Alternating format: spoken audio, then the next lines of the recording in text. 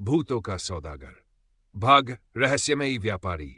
राजनगर एक समृद्ध शहर था जहां हर सप्ताह एक विशाल मेला लगता था। लोग दूर दूर से यहां सामान खरीदने और बेचने आते थे। लेकिन इन दिनों शहर में एक अजीब चर्चा चल रही थी।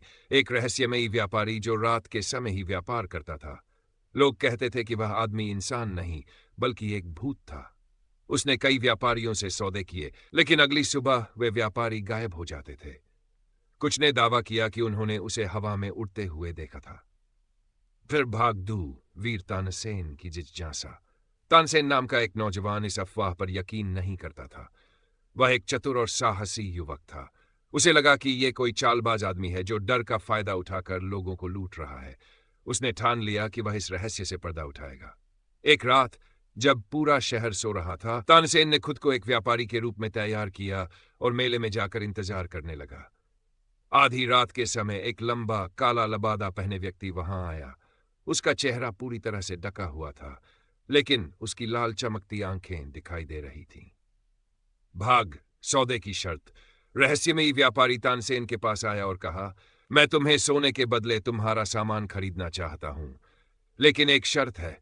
तुम यह सौदा करने के बाद सूरज निकलने से पहले शहर छोड़ दोगे। तानसेन को यह अजीब लगा, लेकिन उसने हां कह दी। जैसे ही उसने व्यापारी को सोने के सिक्के दिए, वह सिक्के हवा में उड़ने लगे और एक पल में गायब हो गए।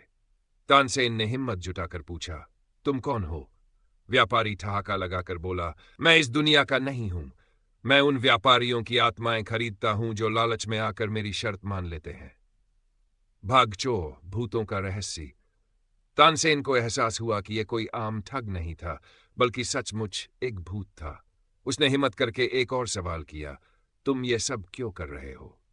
भूतिया व्यापारी गंभीर होकर बोला, सदियों पहले मैं भी एक व्यापारी था, लेकिन मैंने लोभ में आकर निर्दोष लोगों को लूटा। मरने के बाद मुझे शाप मिला कि मैं हमेशा लालची व्यापारियों की आत्मा खरीदता रहूंगा। जब तक कोई मेरा रहस्य नहीं सुलझाएगा, मैं मुक्त नहीं हो सकता। भागवाइव तानसेन की चालाकी। तानसेन को समझ आ गया कि भूत अपनी आत्मा से मुक्त होना चाहता है। उसने जल्दी से एक उपाय सोचा। उसने कहा, अगर मैं एक ऐसा व्यापारी ढूंढ लूं जो लालची न हो, तो क्या तुम मुक्त हो जाओगे?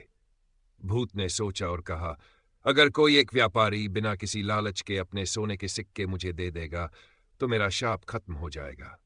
लेकिन ऐसा इंसान कहां मिलेगा? भाग 6। तानसेन अगले दिन एक साधु के पास गया और पूरी कहानी सुनाई। साधु ने खुशी खुशी अपनी सोने की मुद्राएं तानसेन को दे दी और कहा, ये लो, लेकिन इन सिक्कों में मेरा कोई लोभ नहीं है।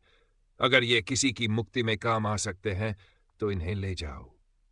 रात को तानसेन फिर से भूतिया व्यापारी से मिला और उसे बिना किसी शर्त के सोने के सिक्के दे दिए। जैसे ही भूत ने सिक्के पकड़े, एक तेज रोशनी निकली और वह हवा में विलीन हो गया। भाग 7 भूतों का अंत। उस रात के बाद से कोई भी व्यापारी रहस्यमय तरीके से गायब नहीं हुआ। लोगों ने राहत की सांस ली और तानसेन को शहर का रक्षक मान लिया। सीख, लालच इंसान को बर्बाद कर सकता है, लेकिन निस्वार्थता सबसे बड़े शाप को भी समाप्त